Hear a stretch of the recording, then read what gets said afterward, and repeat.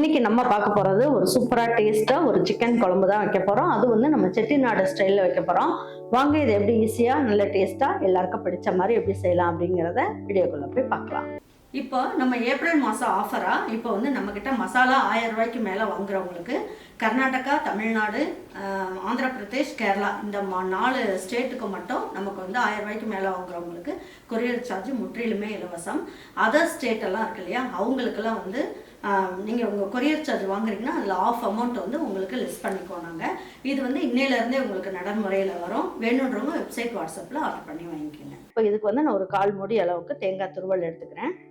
எடுத்துட்டு இப்போ வந்து என்ன பண்ணுவோம், செட்டிநாடு மசாலா இருக்கு இல்லையா, அந்த மசாலாவை 1 ஸ்பூன் அளவுக்கு இதில் சேர்த்துக்கலாம். இப்போ இதில் வேற எதுவுமே சேர்க்க வேண்டாம். இப்போ இதை மட்டும் போட்டு அப்படியே நம்ம அரைச்சிட்டு வந்துடலாம். இதுக்கு வந்து நல்ல ஒரு 3 ஸ்பூன் அளவுக்கு எண்ணெய் ஊற்றிக்கலாம். ஒரு 1/4 ஸ்பூன் அளவுக்கு சோம்பு சேர்த்துக்குவோம். ஒரு 1/4 பீஸ் அளவுக்கு பட்டை சேர்த்துக்கலாம். பாருங்க, இப்போ ஒரு இனுக்கு அளவுக்கு கருவேப்பிலை சேர்த்துக்கலாம். இதுல 2 பெரிய வெங்காயம் கட் பண்ணி எடுத்து வச்சிருக்கேன், இதையே சேர்த்துக்கோங்க. ரொம்ப ஈஸியா வச்சிடலாம். பாருங்க, இதை நல்லா வதக்கிக்கலாம். பாருங்க, இந்த சிக்கனுக்கு தேவையான அளவுக்கு உப்பை சேர்த்துருவோம். பாருங்க, இப்போ வந்து நம்ம அந்த பொடி, அதாவது தேங்காயும் அந்த செட்டிநாடு மசாலா 1 ஸ்பூனையும் போட்டு நல்லா பல்ஸ்ல போட்டோம். இப்போ அதுல 3 தக்காளி எடுத்து வச்சிருக்கோம் இல்லையா, இந்த 3 தக்காளியும் எல்லாம் ஒன்னா போட்டு நல்லா அரைச்சிடலாம். பாருங்க, இப்போ 2 ஸ்பூன் அளவுக்கு இஞ்சி பூண்டு விழுது சேர்த்துக்கலாம்.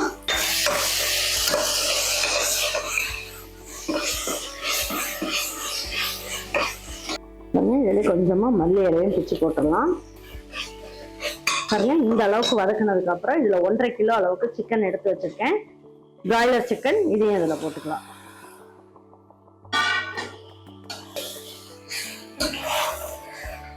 பாருங்க, சிக்கன் வந்து நல்லா இந்த மாதிரி நல்லா வதக்கிக்கணும். பாருங்க, நல்லா இந்த அளவுக்கு நல்லா வதக்கிடலாம். வதக்கினதுக்கு அப்புறம் நம்ம என்ன பண்ணுவோம், பாருங்க 1.25 ஸ்பூன் அளவுக்கு இந்த செட்டிநாடு மசாலாவை இதுல சேர்த்துக்கலாம். அது நல்லா வதக்கிக்கலாம். இந்த அளவுக்கு நல்லா வதக்கிக்கலாம். ஒரு 2 நிமிஷம் அப்படியே இருக்கட்டும். பாருங்க, இப்போ எந்த அளவுக்கு அரைச்சிருக்குன்னு பார்ப்போம். நல்லா இந்த அளவுக்கு நல்லா நைஸா அரைச்சாச்சு. இப்போ நம்ம அரைச்சி வச்சிருக்க இந்த பேஸ்ட் இதுல ஊற்றிடலாம். இந்த பேஸ்ட்டை போட்டதுக்கு அப்புறம் நல்லா ஒரு வாட்டி கலந்து விடணும். ஏன்னா தக்காளி வந்து பச்சையா தான் போட்டோம் அப்படிங்கிறதுனால இதை நல்லா கலந்து விட்டுக்கலாம். நல்லா இந்த மாதிரி வதக்கியாச்சு. இது 1 நிமிஷம் அப்படியே இருக்கட்டும். குழம்புக்கு தேவையான அளவுக்கு தண்ணியை இந்த மசாலா ஒட்டி இருக்கு இல்லையா, இதுலயே ஊற்றி நம்ம ஊற்றிடலாம்.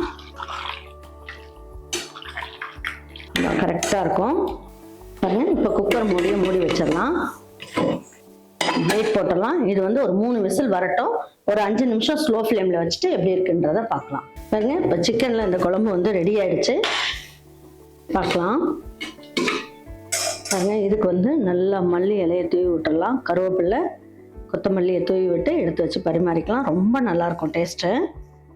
பாருங்க, சிக்கன் வந்து நல்லா சூப்பராக நல்லா ரெடி ஆயிடுச்சு. நிறைய மசாலும் சேர்க்கல, ரொம்ப நல்லா இருக்கு. பாருங்க, இந்த மாதிரி வந்து சிக்கன்ல இந்த செட்டிநாடு மசாலா நீங்க வாங்கியிருந்தீங்கன்னா இப்படி செஞ்சு கொடுங்க, ரொம்ப நல்லா இருக்கும். பாருங்க, இன்னைக்கு வந்து நல்ல ஒரு செட்டிநாடு மசாலா பொடியை வச்சுட்டு நல்ல ஒரு அருமையான சிக்கன் தான் செஞ்சுருக்கோம்.